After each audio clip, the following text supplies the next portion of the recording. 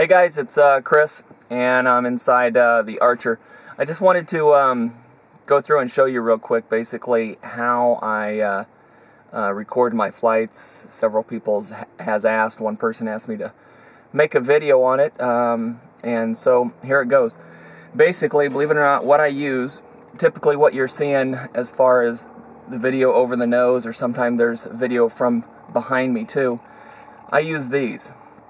These are little keychain cams. They're called like 808 keychain cams. You can find them on eBay for under 20 bucks shipped to you. Now, of course, the resolution's not real high. You know, you get what you pay for, really. You have no idea about focus and distance and all that stuff. And I have a couple pieces of Velcro on it. And there's just a couple of buttons on here. One button turns it on. And after it's on, you press this other button, the light flashes a few times and then goes out, and that indicates that you're recording at that point.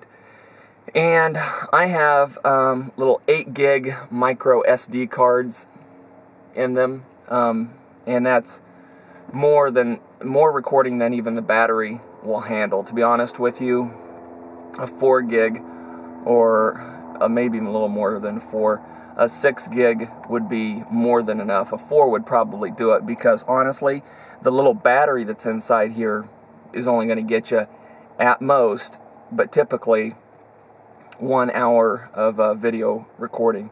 And what it does is that it'll take 2 videos. It stops every 30 minutes. So it'll take 30 minutes of video, and then it stops and starts recording another 30-minute video session. So anyways, that's how it works. So what I do also, I'll get back to that in just a minute.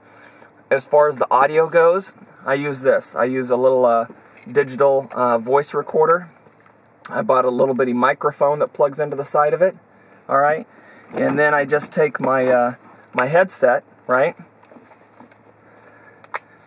and I take the mic, and I just put it inside my ear cup. And that's how you hear me on the radios. And then it's my job, basically, after I get all this video and audio back home, to sync it all up. And that's really probably what takes the most time in editing my videos, is syncing up the audio and video. A trick I learned to that, though, is after you've got everything going, go do a couple loud claps, and everything should pick that up. And when you're editing your video, you'll see some spikes. All you got to do is line up the spikes, and you should be real close. Then you can just tweak it from there, and you should be good to go. But this is how I record my video, or my audio, I mean. So that's real simple. These are the cheap little micro cams or whatever. And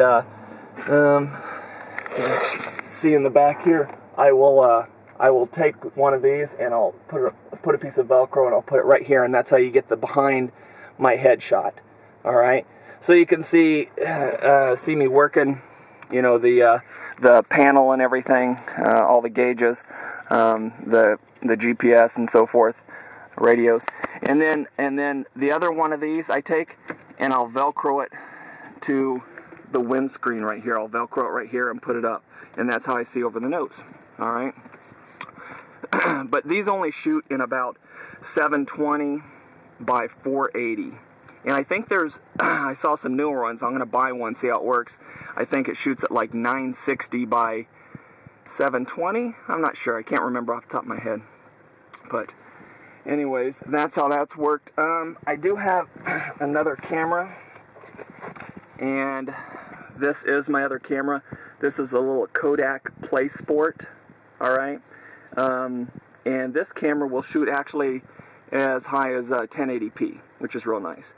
The reason I bought it, though, it was real cheap. I got it off of Woot.com, I think, one night for like $60 roughly, maybe $69 at the most. And a couple things: it's waterproof up to 3 meters, so you know the kids will have a good time with it in the summer. But I also bought it because it shoots 60 frames per second, and I thought by doing that I would be able to, get rid of some of that prop artifacting where it looks like I'm whipping around bananas. But anyways, that really didn't help. 60 frames per second, 30 frames per second, that really didn't help at all. You really got to have a real high-speed camera to get away with that for the most part. Once in a while, I've found some other people with some cheap cameras that take video in a different way, and that got rid of the prop artifacting. So, anyways, that's about it. I'm getting ready to do my first solo cross country today. I'm going to take off from here in Deer Valley. I'm going to fly over Scottsdale, fly over Falcon Field, fly over Phoenix Gateway using the Willie VOR, and then I think it's 25 miles from there.